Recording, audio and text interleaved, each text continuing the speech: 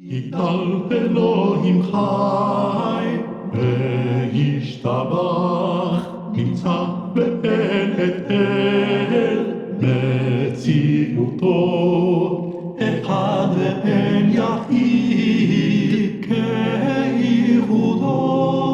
נאמן וגם אין סוף לאחדותו,